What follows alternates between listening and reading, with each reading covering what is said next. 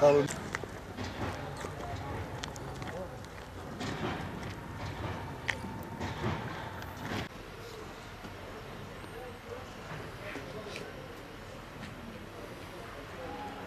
Şimdi tabii biz bu TOKİ'yi yaparken bizim amacımız, gayemiz emeklerimizi ev sahibi etmektir. Dolayısıyla 800'ün üzerinde bir emekli şu anda buraya üyedir, ev sahibidir. Geri kalan kısmı da fahri üyelerimizdir. Onlar da seçici olarak devlet dairelerinde çalışan arkadaşlardır. Yani biz bu TOKİ'yi üzendirerek, üzenli bir şekilde üye kaydında seçici olduk.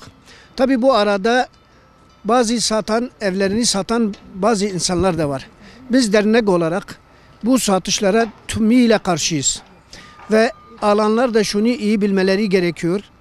Para kimin adına yatırılmışsa o TOKİ o şahsınındır. O ev o kişinindir.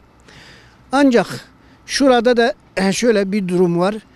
İhtiyacı olan veya sıkışmış olan emekliliğimizin de eğer bu konuyla ilgili evini satışa çıkarmışsa biz buna da engel olamıyoruz. Ancak bunun da üyeler veya alanlar uyanık olmaları gerekiyor. En azında bize sormaları gerekir. Bu insanların bu eve üye midirler, değil midirler, evleri var mıdır, yok mudur diye bir bilgi edinmeleri gerekiyor.